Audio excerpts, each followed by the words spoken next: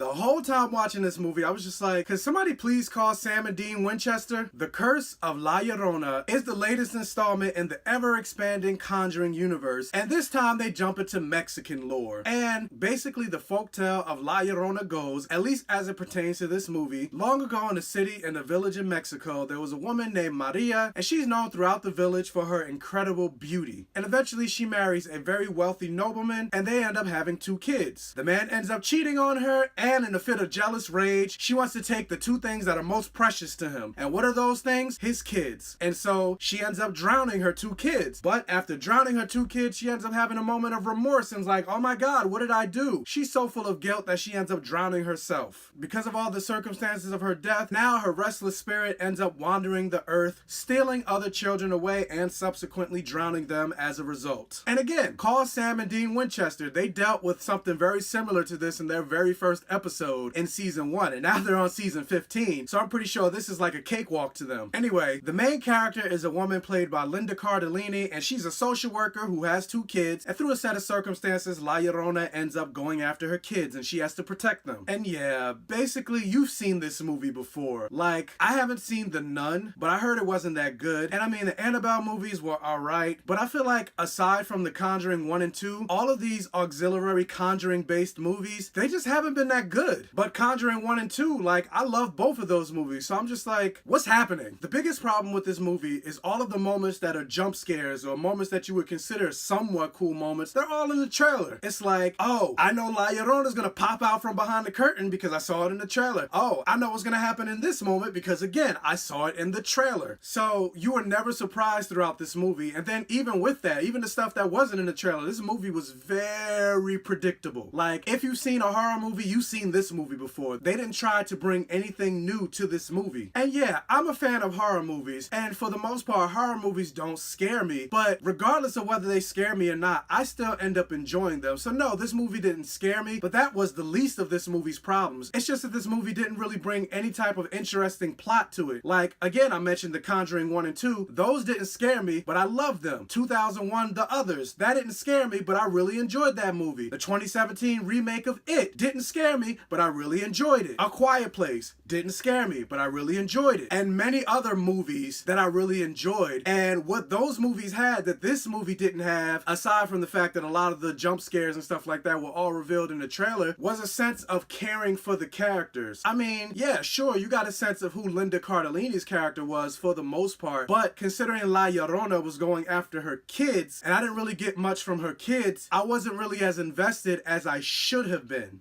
In fact, one of the kids, she ends up doing something that was so stupid while La Llorona was going after them that I was at the point where I was just like, oh, kill her. Like, I don't care.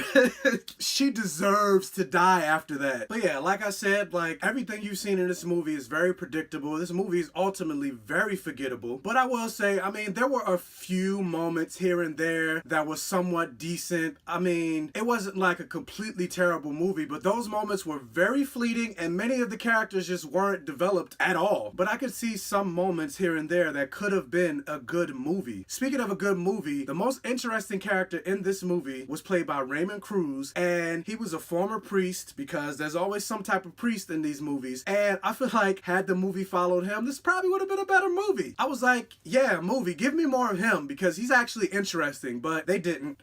And now I'm like super nervous because you find out that the director of this movie is now directing The Conjuring 3, and I'm just like, oh boy. But ultimately, I would give The Curse of La Llorona, I didn't get to come. If you want a better version of this movie, just go back and watch season 1, episode 1 of Supernatural. Like, it's basically the same premise with a plot and characters you end up caring about.